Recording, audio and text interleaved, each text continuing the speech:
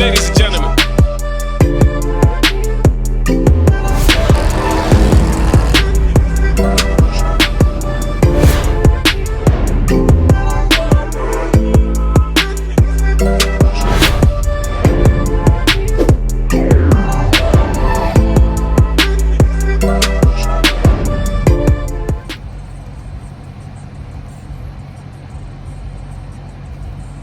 What is going on YouTube? I am back with another video, and yes, you can see I am in Toro. So if you haven't already, go ahead and like, comment, subscribe, let me know how you feel. So I was in the gym earlier, as you can see behind me, and got a guy who just bought a 2017 Challenger.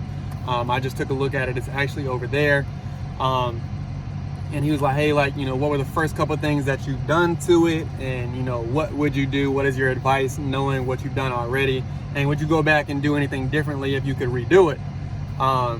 So it got me thinking, like, all right, what are the things that I would, number one, redo? And then what are the first things that if I was smart, I would have done first, right? So this video is going to be the top 5 or the first 5 things that you should do when you first get your Dodge Challenger or Charger. So let's get into it. As you can see, I'm at my favorite spot here. This is the official meetup spot for when I want to get up with the guys. But I'm gonna show you what I think the first 5 or the top 5 things you need to get done to your Challenger when you first get it. All right, you guys, so you can see Toro got a good bit of stuff done to her, still not done. So just, you know, pay attention to some of the mods that are about to happen. They're gonna be super slight in the minor detail, because I'm getting to the point where I don't want to do too much. But I'm gonna go ahead and go over the top 5 things that you need to be doing to your Challenger or Charger when you first get it stock from the dealership. All right, and this is the most common one. It's literally the easiest thing to do and takes no time at all. But I believe in getting a good tint job done, all right?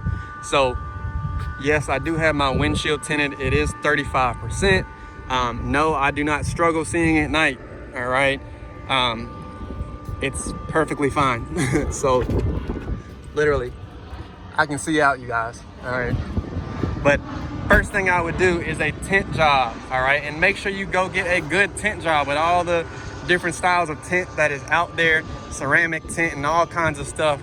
You want to make sure that you get a tint job that is worth what you pay, because tint is not only for looks, but it actually protects the insides of your car and your seats and your actual interior, especially your dash, all right? It will save the look of your car in the long run on the inside. Trust me, all right? So again, the first thing I would go for when you get it is tint, because again, stock, these things come as a fishbowl, all right? You can see left to right and front to back through these cars when you first get them, all right? So tint is gonna be number 1. 2, and I know it's a pretty common thing, and there's so many different combinations that you can do when it comes to this, but changing out the tire size, all right? And the tire size is gonna be different based on trim level, all right? Tire size, or quote unquote wheel size, I'm sorry. And then if you have an offset or not. I do have an offset. I have a 10.5 in the back and a 9.5 in the front, and I still run 275s in the back, and I'm still learning that I can actually go bigger, all right? But again, I do have 275, 40, 20s in the back, and I have a 245, 40, 20 in the front, all right? And again, I can and will go bigger here when I go all 4.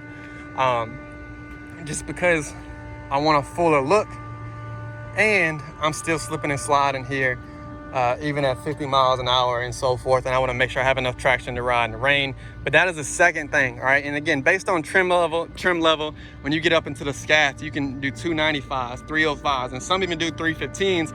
But again, it is all based on the width of your rim, all right? If you go too big for the width of your rim, you will create an air bubble in your tire, and with your first donut, burnout, whatever, your tire is gonna shred to pieces. Trust me, all right? So make sure you get around a good tire shop and don't cheap out on them if you're just gonna ride around. But if you're gonna do burnouts and stuff like that, I'm totally all about having a plate set of tires and cheaping out and burning out a cheap set of tires. It saves a whole lot of money in the end. All right. Now, number 3, and it's one of the cheapest mods you can do to this car, and that is tinting out the side markers and the reflectors. All right, you guys, it makes a huge difference on the car. All right, especially as far as a cosmetic look. But I'm gonna go ahead and see if I can find one, a picture or a video of a before and after. But you can see that the tint just flows so well with the actual car itself. And before, they were orange and it stuck out like a sore thumb. And I don't care if you have an orange car, black car, white car, yellow car, they will stick out really, really bad. And through Lux Auto, I think I paid $25 for the whole set. Amazon has them for $10, $15, and you can easily do it yourself. And like I said, it's a cheap mod, but that's the third thing that I would do to the car when you first get it, because again, it takes like 20 minutes. It takes no time at all. All right. So again, the first 3 things are going to be tint, tire size, not only to make sure your car is safe and runs well, but it doesn't cause you to lose traction or anything like that. And that's why I chose tires, because a lot of people are like, oh, run this because you know you have this much horsepower. Like, no, it's more for the safety of the car and you as a whole. So that's definitely why I would change the tires out from stock. And then 3 are your side marker tints. All right. 4 and 5 are based on what you want to do with your car, especially number 4. All right. And that is exhaust work. Okay. So my car is personally straight piped all the way back, and to each their own. All right. You can spend up to $1,800 to get you a Corsa or a Borla catback system, and it keeps your back pressure and really, really helps with performance.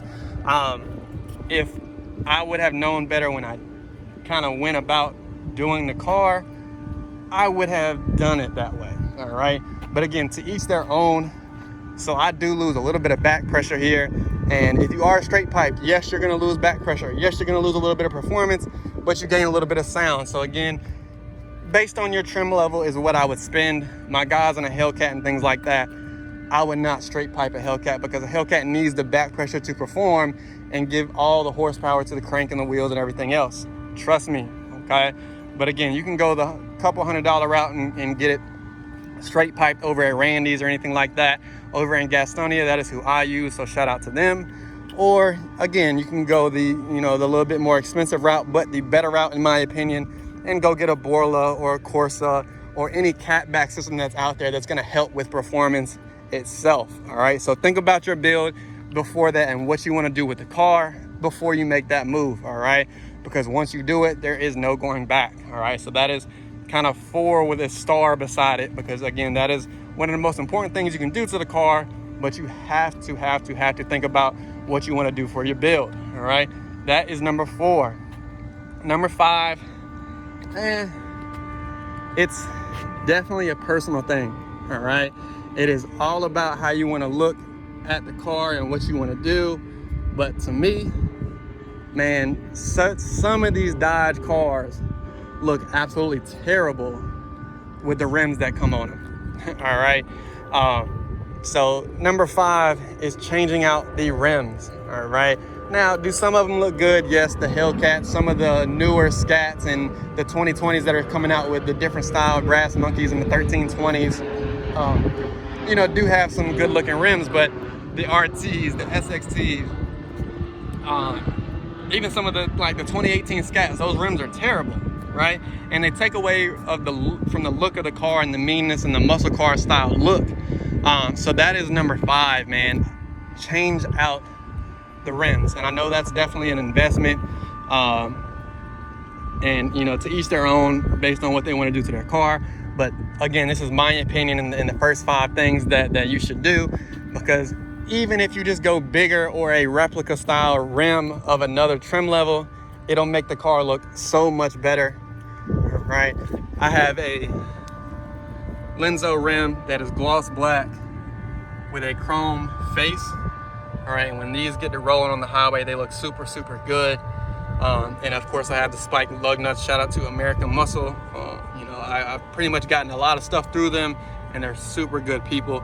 And then shout out to Knockout 362. I put him on. Go look at his chrome ones when you get a chance to see his wide body scat. But those are my top 5 things. You know, some people are in different orders, but again, this is how I would go about it, right? This isn't the order that I went, but I did do tint first. I did tint my side markers. I did change out my rims, and I did change out my tires, all right, when I first got my car. The only thing that I didn't do that I wish I did was actually put some thought into my exhaust system, you guys.